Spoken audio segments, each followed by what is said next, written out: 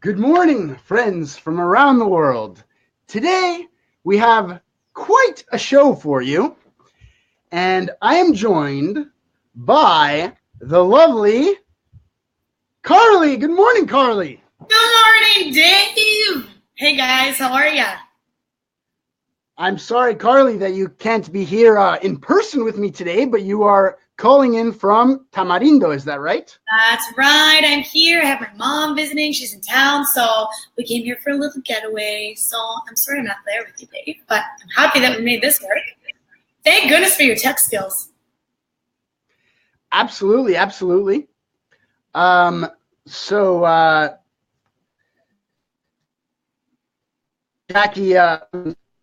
we have quite a guest today, do we not? Is there anything you can tell us about this this magnificent woman that you've invited? So many good things. So one of my best friends is here today, which I'm really excited about. And it's actually the first time I've gotten to see her this week. I haven't seen her in a long time, since for the holidays, I think. And so I'm super excited to spend some time with her this morning and chat with her and introduce her to you guys. So this is Jackie, and Jackie is Jackie Minchillo. She's an amazing, super inspirational woman. She's gone through a lot this year, but she's one of the most enthusiastic, optimistic, energizer bunnies that I've ever met. She's like, yeah, for sure, that'll be great. I'm going to meet you here. First, I'm going to go for a workout, and I'm going to walk the dog, and I'm going to work a little bit, then I'm going to help my friend with this, and then I'll come and I'll meet you. She's always got something on her plate. She's always go, go, go. She's a writer and left like a very successful kind of corporate life in the States to come here and have a more simple life with her wonderful and handsome Brazilian hubby, Junior, who we also love. Shout out to the beefcake. And who's fucking the dog right now. God bless him. And so, without further ado, Jackie, come and join me. Hi. Oh my gosh, that was the best introduction ever, right? That's a lot to live up to here. So, well, I only speak the truth here. Bring on the questions. Woo! We're having a great morning this morning, having our girls' coffee, and it just feels like we're having a little outing, a little date with you guys. So yes. Well, Jackie, it is so great to have you on the show. Well, let me just say, first of all, good morning to Cynthia. Thank you so much for tuning in from British Columbia. Great to have you. Hey, Mom. Now, Jackie, today we're going to be talking about life's challenges and how to face them with relentless positivity. Now, I hear that's something that you do, and heaven knows, you know, everyone faces different challenges in their lives, but to be able to handle them well is truly a gift or a skill. And I'd like to ask you some questions about your life and about how you do it. So, Carly, if you don't mind sliding out of the frame. Get rid of me. I want to grill. I want to grill Jackie here. All right, I'm ready. So, Jackie, first of all, how the heck did you end up moving to Costa Rica from Chicago, the northern United States? Tell us a little bit about why you made that transition. Yeah. It was actually much more random than you would think. So my husband and I got really, really tired of harsh winters first in Chicago, I would say. But then we were in our first year of marriage, and we were both very overwhelmed with the sort of traditional corporate lifestyle that we were leading. We were stressed out, not seeing each other a lot. Felt like we didn't have time to dedicate to a lot of the things that were important to us in terms of our health and lifestyle. It felt like Starbucks in the morning, go to work when it's still dark, get home when it's dark, eat something really quick, take out usually, and pass out because we're so tired and do it all over again. And it was like we had this moment right after the holidays where we said, we are not going to be able to sustain this lifestyle for the rest of our lives if we want if we want to be healthy and we want to be happy and we want to enjoy our lives together, we need to think about how we can make some changes here. So we started researching first places to move, places without winter, and quickly learned there was not really a place in the States that we could both agree on. So then we started researching international destinations, and that's kind of where this whole plan hatched. So we wanted to be near the beach. My husband at the time was already freelancing, doing web development, and was going to be keeping some clients that were based in Chicago. So time zone was a key factor in terms of staying relatively close to the same time. And those two factors led us to Costa Rica, and us coming here and choosing the place that we did was about as random as it could get. Neither of us had been here before. We chose a place that we read good things about online, and we started selling all of our belongings. That was in December, and we moved on April 1st of 2014. Wow. So would you say that overall it's been a blessing in your life to have made this transition?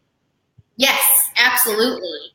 And we had a lot of people, of course, that thought we were crazy for a lot of different reasons, for leaving good jobs, for leaving security, for going to another country that we had never been to before.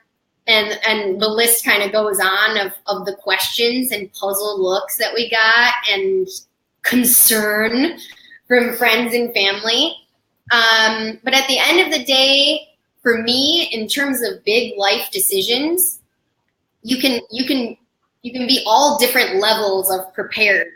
But at a certain point, you just have to make the leap and know that you're doing something that you want to do, and it'll either work out or it won't. And if it doesn't, you can always go back to what you were doing before. But if it does, it can end up being one of the best things that you ever did. Oh, wow. I love those words. You're very wise. I would like to say good morning to Vinco, watching from San Jose area. So great to have you tuning into the show. Thanks for joining us. Good morning. Good morning to M from the high desert of California. Thank you so much for joining us this morning.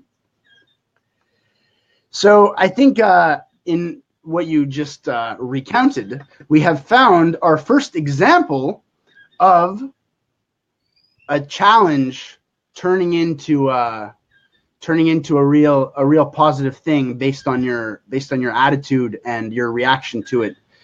You were kind of unhappy in where you were living, and so you decided to relocate, and that's what happened with me. And I don't know, it's just interesting how a challenge can turn into like the best thing that ever happened to you if you actually like listen to what it's telling you or react to it in a healthy way. And it's so true what you said about how you have nothing to lose. You can go back to what you were doing before. So totally. have you always had such a healthy relationship towards change? Or growing up, did you have any specific people that inspired you to have this healthy kind of optimistic attitude? That's a good question. I mean, I think that I've always had a sense of fearlessness, I guess, about going new places or trying new things. I think that I would probably credit my parents with a lot of that in terms of inspiration to approach things that way. And they did that in their lives too. And maybe even though I wasn't around yet when they did a lot of their adventuring, that sort of spirit is in them and is in me as a result. And sometimes I think that it partially could be that I'm an only child as well. And I think that that's sort of an interesting perk of being an only child, is that you have to be creative when you're growing up from a young age, and how to keep yourself entertained, and you have to be willing to put yourself out there, to, even as a little kid, to go and play with people or go do things, because you don't have siblings in your house that are just readily available to hang out with. So I had a lot of friends growing up that dealt with even things like homesickness and not wanting to stay away from their parents' house, where for me, that was like, I need to go somewhere because I need someone to play with. So I'll come over and spend the night, or I'll go to camp or whatever.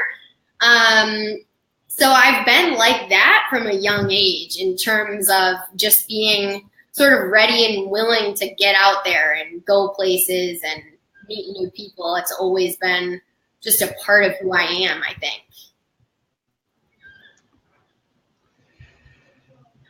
So, Jackie, we talked a bit before the show, and I know you went through like a crazy challenge last year. Would you be willing to share a bit about what is it that happened?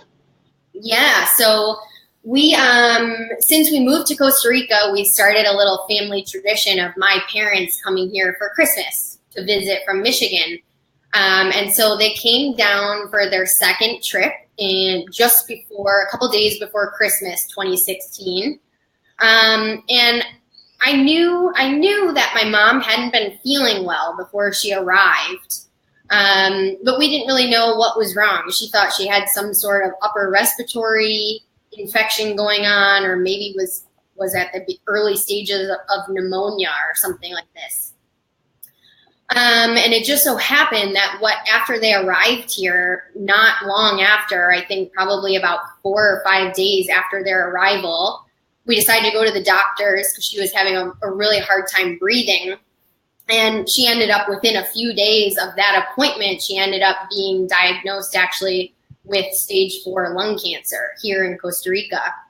And it was a very, very accelerated process from the day that we got the diagnosis.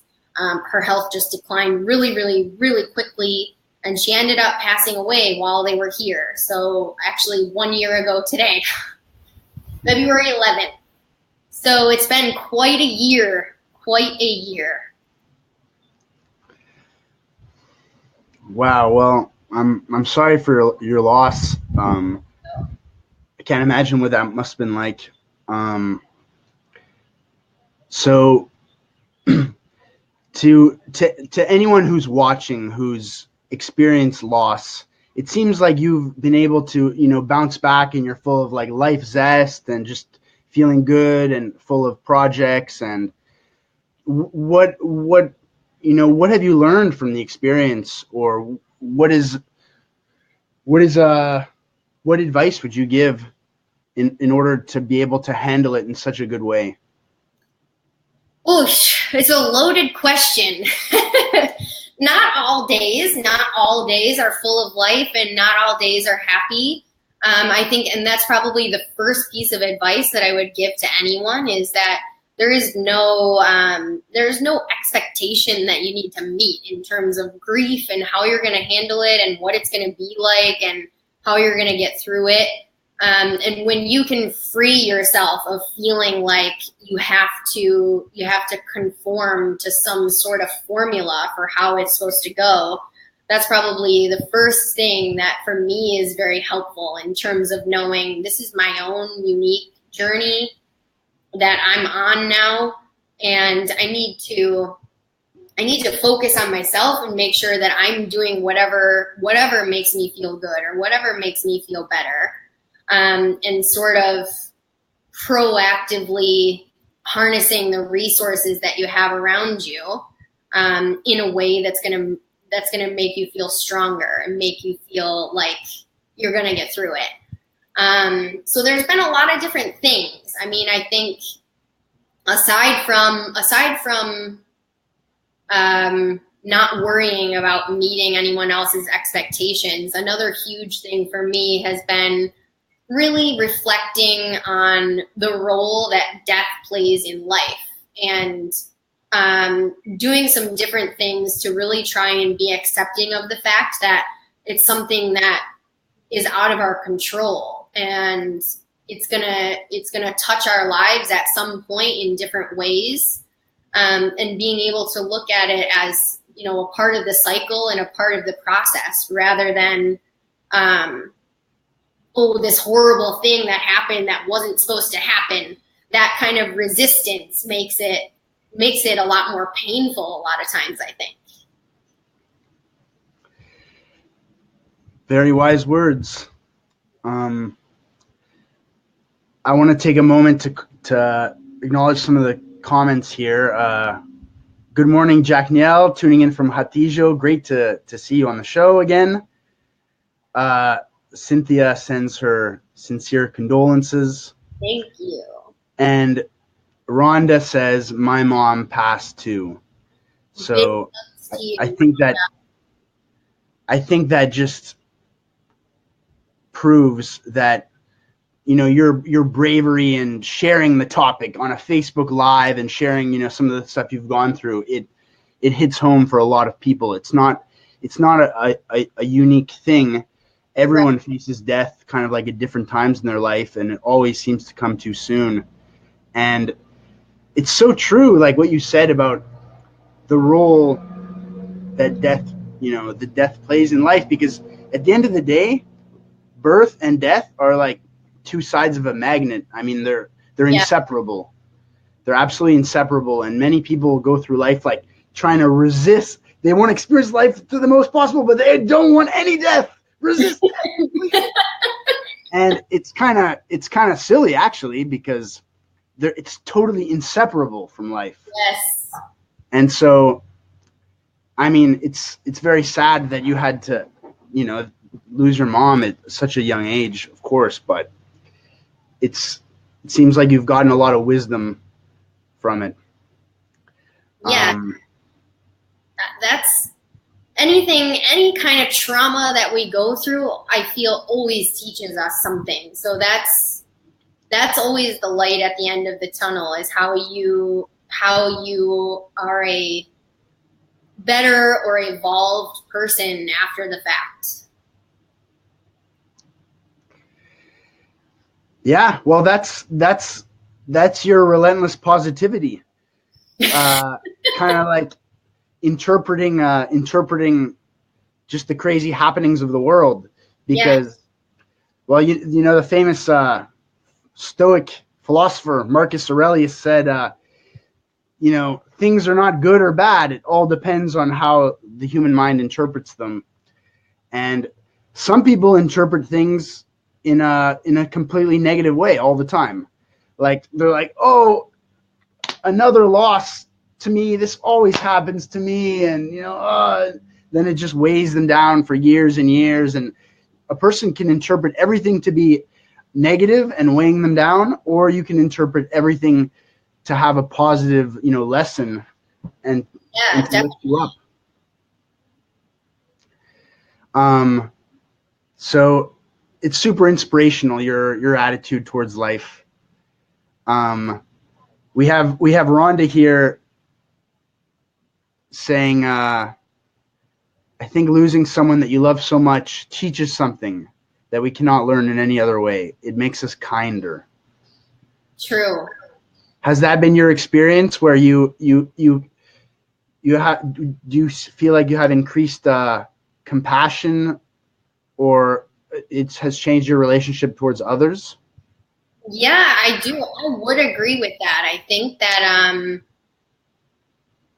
it's kind of one of those, and it's not even the first time that this has happened in my life, but when something happens to you that maybe you've heard a similar story in the past of happening to someone else, and you feel bad for them, and you have this thought of like, oh, I can't imagine going through that, or I can't imagine what you felt.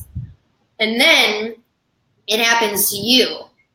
And then all of a sudden you have this moment of reflection of thinking of all the stories that you've heard from other people, and you have an instant increased level of understanding. And then you move forward with that understanding too. So it's kind of like, I mean, for me, for example, when someone passes away, I find that a lot of people who maybe necessarily haven't dealt with loss yet in their lives find it really difficult to figure out what to say, or find themselves stressing about what to say, because they're not sure. Is that going to make it worse? Is it going to make it better? Should I not say anything at all? And that's probably one of the most tangible differences or elements of growth that I notice in myself as experiences happen, is that you can find words that you couldn't find before to relate to people or to connect with people that have been through something similar.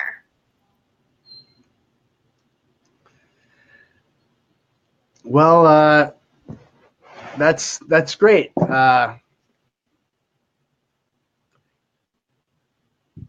Yeah, I don't think there's anything much to say. Like that, your words speak for themselves. And with that, I would like to invite Carly back onto the show to ask you some further questions. She knows you better than anything. Well, you guys have been doing great on your own over here. I've been sitting over there enjoying my coffee. Just sipping. I love listening to Jackie because she's just such a writer. She just explains things so well and finds the words for things that I could never find the words for. That I'm thinking them in my head, but to actually say them is a whole other thing. I think you do pretty well with words. Usually when I have an issue and I'm like, well, what should I do? Or like, what should I say? She's like, well, okay, let's look at both sides of the story. This is how you could say this, and this is how you could say that. So she helps me.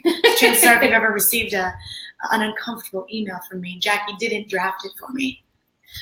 Otherwise, it would have been a lot better. So, well, Jack, thanks for being so open today and chatting, and thanks for inviting me. Yeah, of course. It's so nice to catch up with you, and to do it with the Karma Drivers is even more special. So thank you so much for being part of it. You're welcome. I was, sitting over there listening to you guys and like nodding my head and thinking like, honestly, you always surprise me with how positive you are, even though I know you so well and I know you're such a positive person. Like I hear you speak and I'm like, I have a little tear in my eye because I'm like, man, like this girl's so badass every day. I want to be like her.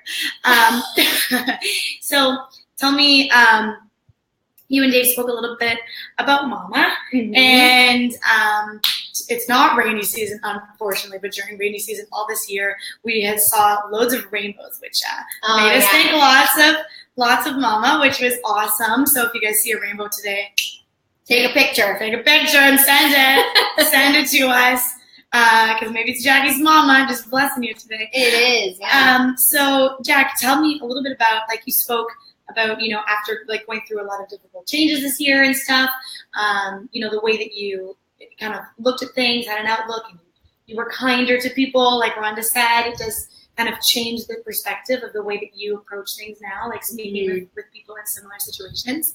So you had like a really kind of like transformational experience this year. Mm-hmm. You went to an amazing facility called Rhythmia.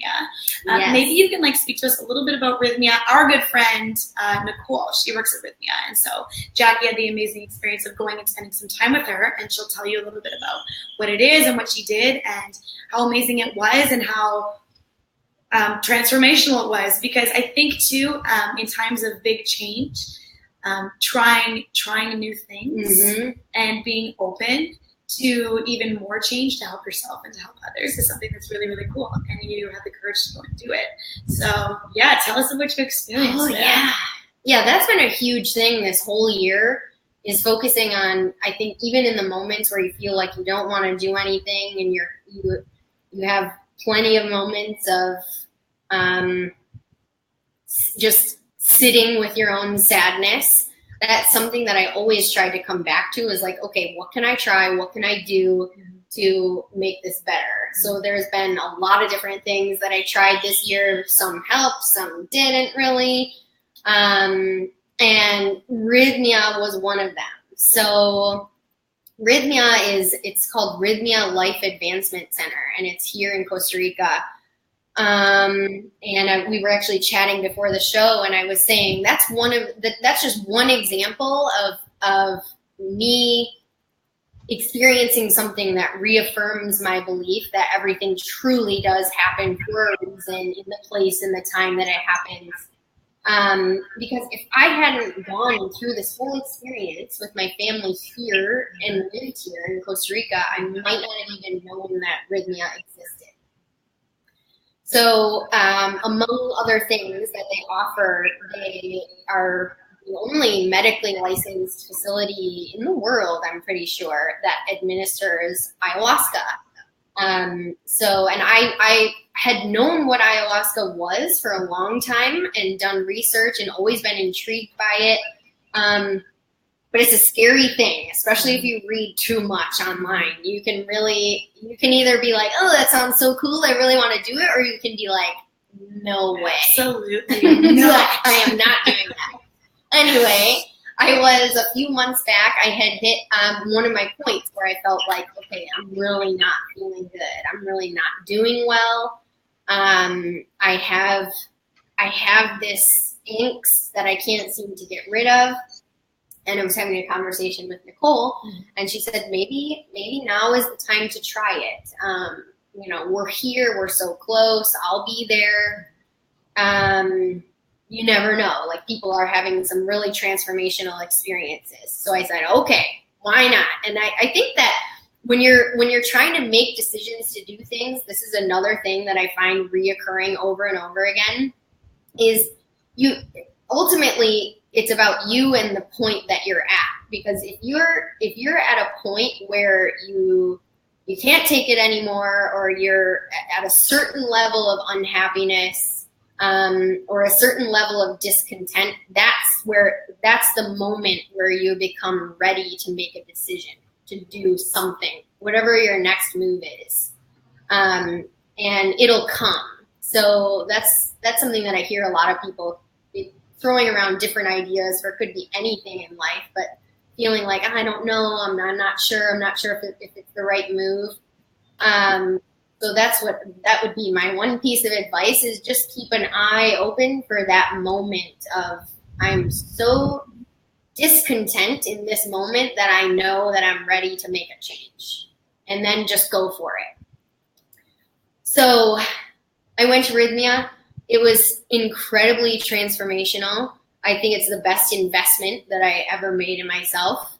It's very difficult to explain exactly what it's like or what you go through. But it's an experience and an opportunity to reach levels of your subconscious that you can't necessarily reach in a normal state of mind. And there's other ways, of course. There's breath work, there's meditation, there's different forms of shamanism. There's all different things that you can do to try and tap into your subconscious. This is just one option that exists. What did you say, just for those that maybe don't know what ayahuasca is, maybe you can just explain a little bit about, like, just basically what it is.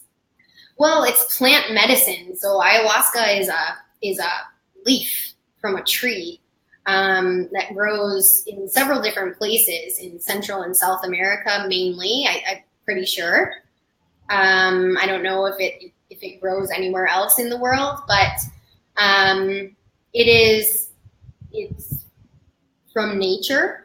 And then if you're going to do an ayahuasca ceremony, it's administered by a shaman. So they put together, there's different blends and different potencies of ayahuasca.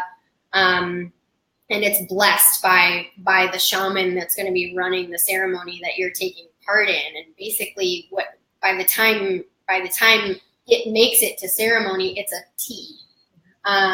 So you're basically drinking a shot of it.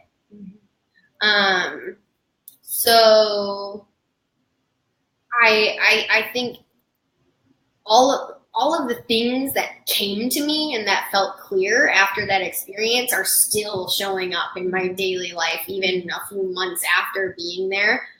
But one of the biggest things that came from that experience in relation to what's happened this past year was a sense of peace that I felt like I had been missing before. And I feel like that's what that's kind of what you're looking for when you're dealing with change or loss, is how you can make peace with it and make peace with the new path that you're on as a result. So did you feel more peaceful because something negative left you, or because you were given something positive, or? I think, so this kind of goes back to what people say when you've lost someone. And I noticed especially this time with my mom, that one of the most common things that people don't go with you, or she is always with you, or she's always watching over you. And for me, that was something that was really tough for me for a lot of the time this year, was feeling like everyone says this and I'm not feeling it. Like, where are you? Hello, give me a sign. Yeah. Hello. And, like, I'm ready to feel it.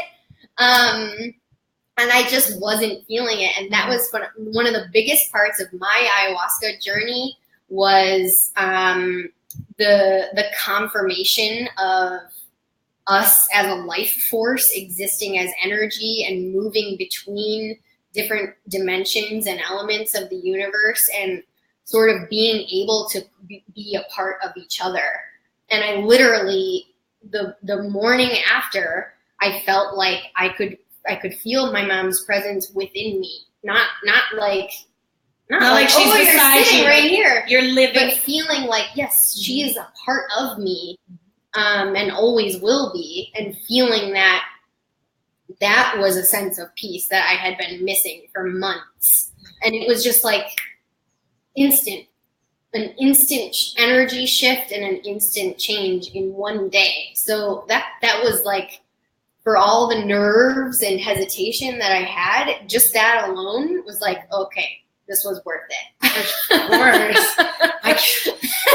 That's amazing. I love that. It was love that amazing. You feel like, because I remember talking about it with you afterwards, and you experienced all these like crazy things and trying to find a little bit of like meaning behind them, and like define what they meant and how you were feeling and what you were seeing and whatever, and what you were going to do with all of that information. But then at the end, just saying like, okay, maybe it could mean this and it could mean this, but what the most important thing is that I feel her now. Like, that's super cool. So then since then, how have you, now that you feel like she's really part of you, how have you now gone on to live, to like, kind of like live in a way that she would have like really appreciated, and in a way that she would have really been proud of? Like, what do you think you're doing this year too? Oh boy, that's a huge part of it. Just in general, is noticing in my daily life, like, things that I really think are like funny or cute, for example, and then being able to have, instead of feeling sad, of feeling like I'm missing my mom,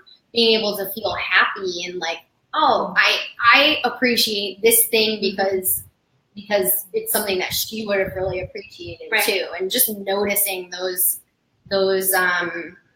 personality traits that I partially have because of her.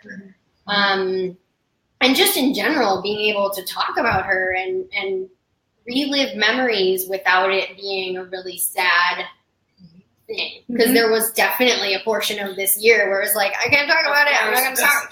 Nobody else at all. Everyone leave me alone. Yeah. And that goes back to that whole grief journey too, because it's different for everyone. Some people,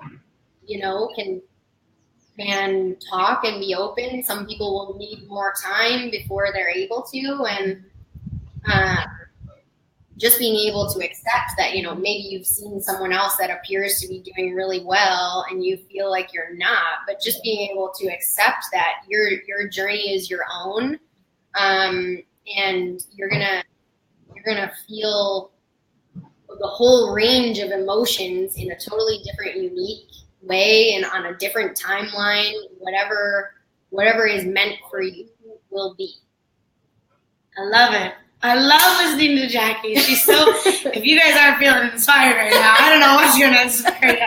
But I just think, so basically, if we're taking things home today, because whether you've like experienced loss or not, I think it's really cool that, some people say, well, she's so positive and like she's born with that, and so she can, stay positive during changes and things like that. As much as she has a perpetually positive attitude, she also is very proactive in recognizing and like being in touch with herself and then doing something about it. So anyone can make changes and do something about it, even if it's not part of your personality to stay positive. You can still go out and try to do something, So I think that's really cool that you are able to help yourself so much and then in turn help others and friends and inspire people. So thanks so much for chatting with us. Thank you. Thanks so much for listening to Jackie today, guys. And Daver, thanks for chatting with us this morning. It's been my pleasure. And Jackie, thank you so much for sharing your stories and for sharing your wisdom. You seem like you might be 49 instead of 29. Not because of your looks, but because of your wisdom. Oh, take it as a compliment. Wait a minute. And that's really neat about the ayahuasca and about how, if you feel like you're blocked and if it's kind of calling your name, like to be open to it and give it a try. And certainly studies show that hallucinogenics can have a huge lasting positive impact on some people's lives. So fascinating stuff, actually. So thank you so much, Jackie, for being with us today. Hope to have you again on the show sometime in the future. That'd be great. Thank you so much. We look forward to also hearing about your book. I understand you're working on a book right now.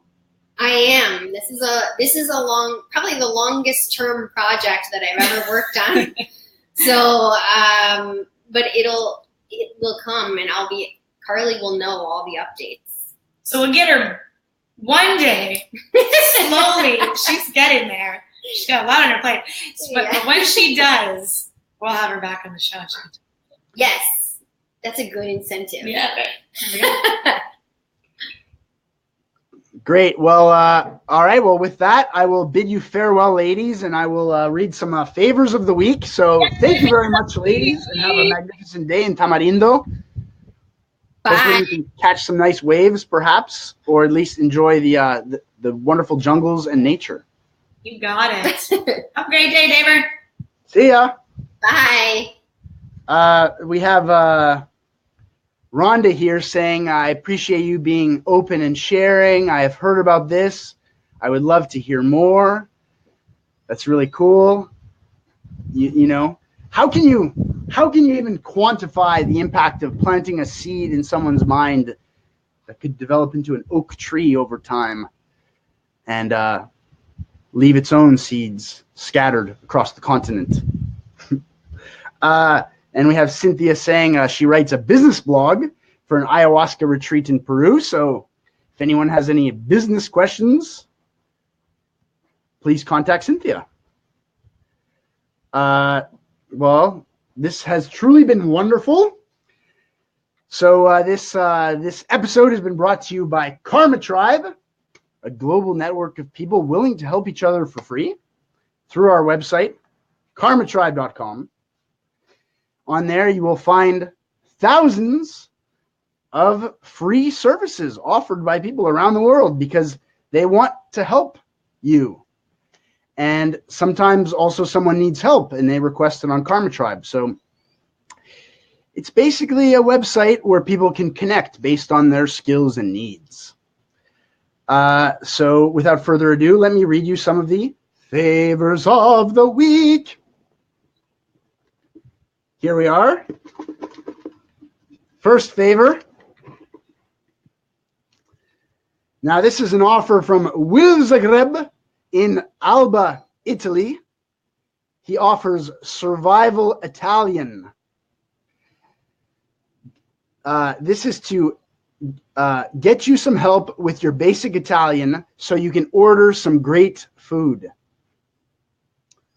This is a very important skill to have. What a shame it would be to arrive to Italy and not be able to order a Napolitana or a fettuccine Alfredo. So this is the kind of stuff that Will Zagreb will happily help you with. So check it out. We'll be posting the link a little later. Now this is very interesting. We have a request from Little Red Collar for dog collar designs. She says, I want to launch a dog collar business that gives back to homeless dogs. I need some cool, distinctive designs. Pura vida. Well, isn't that cool? So if anyone out there has some ideas for some distinctive collar designs, contact this this young lady through Karma Tribe. Wonderful stuff.